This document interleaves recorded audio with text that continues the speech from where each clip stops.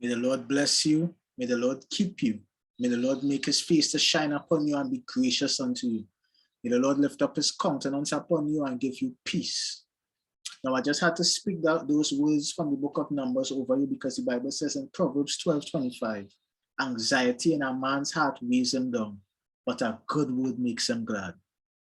Let me say that again. Anxiety in a man's heart weighs him down, but a good word makes him glad. And sometimes a good word in season can rejuvenate and replenish you, to fight and stand in this battle that we call life. Now, the word that I have for you all today is not going to be a sweet one. It's not going to be one that will tickle your ears particularly. It's not going to be one of those. It's going to be something that challenges you, that challenge me in my way of thinking. It really does, because I'm so sick of friends or hearing people saying that, I gave this person my body. Particularly, you'll hear women saying this, I gave this person my body and this person just left me. Or I give this person my body and this person just, they stepped out, or they still decided to be unfaithful anyway. Why is that? Why is that? I love this person, so I give them my body. This person, or fellas would say, I love this girl so much. I spend so much money on this person. I gave this girl a car. I bought a house for this woman, but yet still she was unfaithful to me. Yes, still she don't appreciate me. Why is that? Why is that? So I want to ask you all a question. What is your definition of love? Yeah, take a while. Let that marinate. What is your definition of love? See, society and Hollywood has warped our thinking into believing that for a woman, love is when a man comes and sweeps you off your feet and he carries you to a big house and he wines and he dines you and pays all your bills and all that. And for the fellas, Hollywood and society has manipulated us into thinking that love is when a woman, she is shaped like a Coca-Cola body and she puts good sex on you. Yeah, she puts good sex on you and everything, and she dresses so fly all the time, and she your every desire is met sexually, etc., etc. And that is the way love is presented to us nowadays. So that's why I asked, what are your definitions of love? And the thing about it is Christians have thinking like this, and we need to ask sometimes, what are your definitions of love? Is love for you? See, some people think that because, and some guys would think that because a woman gives you sex, that they love you. And I'm here to challenge you with that, because that is far from the truth. If every time somebody gives you sex, they love you, every time a woman gives you sex, she loves you, that means, where would that leave prostitutes? Do prostitutes love their employers? Where would they leave people like that in those categories?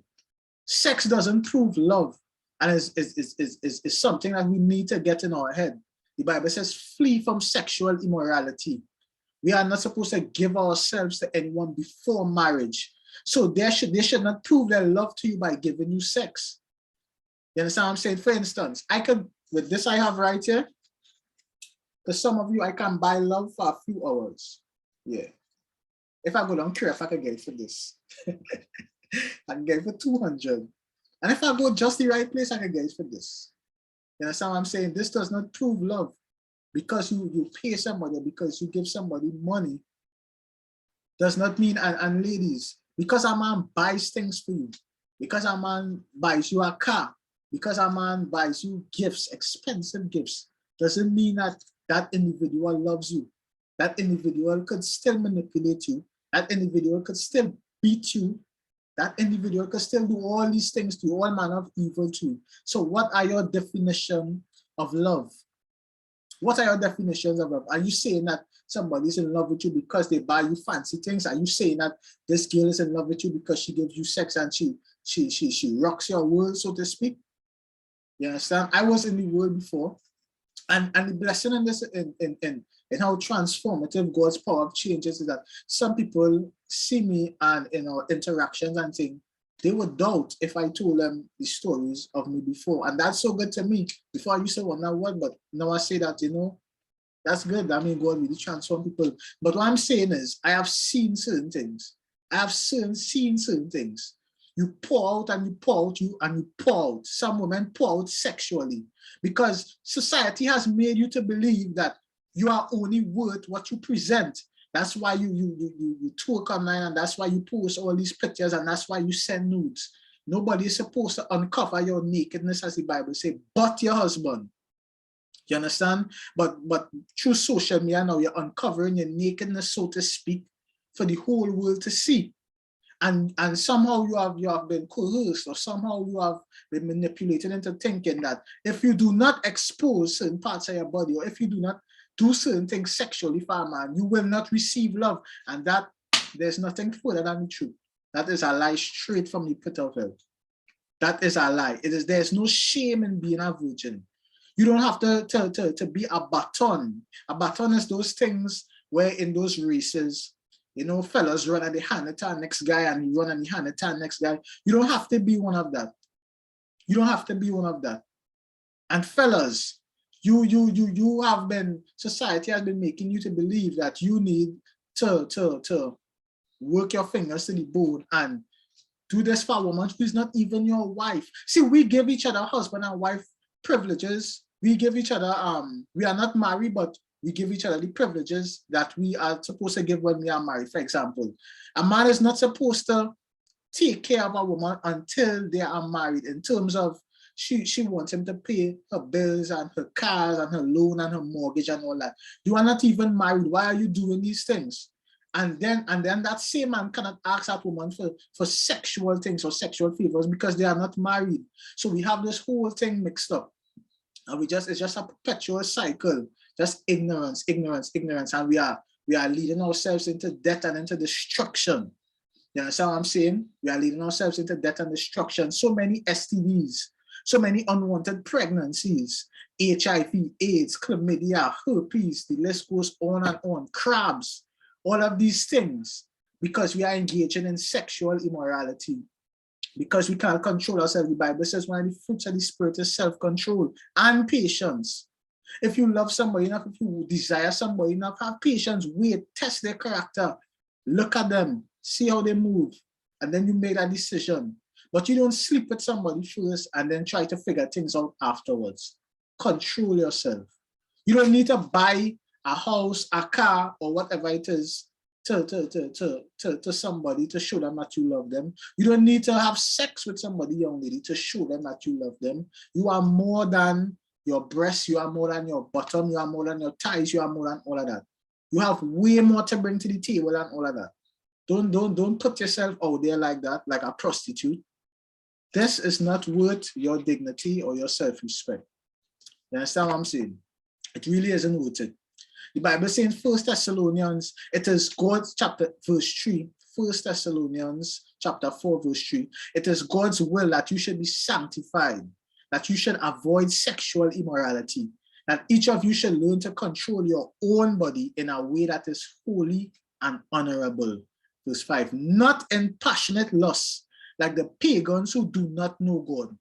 Not in passionate lust like the pagans who do not know God. So this word too is for Christians. You know, and we all struggle with certain things. I struggle heavily with lust. I say I was out in the world and stuff like that. You know, but by God's grace, I have overcome and still overcoming. But what I'm saying, we all have our struggles, but you need to say enough is enough. You need to tell that person, you know what we're doing not right, you know. We need to stop this right away. And know some of your boyfriends gonna get vexed. Why is it? I don't care. You know, I don't care. We are doing the wrong thing. We need to stop. We need to stop. If that person really love you, they will control themselves and they will hold their sexual appetite and urges and seek counsel and wait until marriage. They won't pressure you into sex right through, or she won't pressure you into buying and paying her bills right through if she really does love you. Stop sending nudes. Stop putting yourself out there. Stop doing it. You are destroying yourself. We live in a generation, the generation under us, all of our children and our babies are going to be looking online and they are going to be depressed and suicidal because they are going to be seeing their mothers twerking and exposing themselves and having sex on camera because you love somebody. You understand what I'm saying? How many times, fellas, have you used all your investments on somebody that you thought was love? You could have been so further along in life right now, but you lack discernment. You did not pray. And when people was warning you about it, you didn't take any heed. You still spent all your substance on her. You still did it. And the funny thing about it is some of these things go drastically wrong so quick. Some of these things go wrong so quick. You understand? These things go wrong so quick and you emotionally exhausted, you're mentally frustrated, and you're physically used up. When are we going to start talking to God about these things? When are we going to start talking openly and coming together as men, as children of God, and discussing these things and stop making it taboo? Sex is not love. You can get sex from a prostitute. It's easy to tell somebody you love them. As I say, this word is so raw, no additives, no preservatives, no high fructose corn syrup, nothing, no artificial sweeteners. It's so raw because you'll need to hear this. You'll need to hear this. And you have to think on this thing. What are your definitions of love? Is it based on what somebody's buying for you, or is it based on how good somebody is in bed? Stop letting Hollywood dictate what love is to us. Let the Bible dictate it. Let the Bible look at the fruits of the person who you are in a relationship with. Are they prayerful? Would they submit to God? Or are they carnal-minded? Are they trying? Are they fighting the good fight of faith? Or are they just concerned about what's the latest songs of these artists or these new movies? What are their concerns? You need to think about these things. You really do need to think about these things. Stop sending these nudes and all these things. I'm so sick and tired of hearing these things. You know, you love somebody, so you send them nudes, and now they leaked it. And now it's all over the internet. Why are you doing that? Your body is for your husband. Your body is for your wife. Stop sending those things because you're embarrassing yourself, you're embarrassing your family, and one day you will embarrass your children because these things will not leave the internet. You understand what I'm saying? We are going to continue this conversation for a while, and by God's grace, I know I'm going to have some help with it. So we're going to come with this thing here. This was just a spontaneous video, but I really just need you to take consideration of the things that we are involved in and things that we are doing, right? So I'm Lyrical Evangelist. Wishing you all a blessed day. Peace out.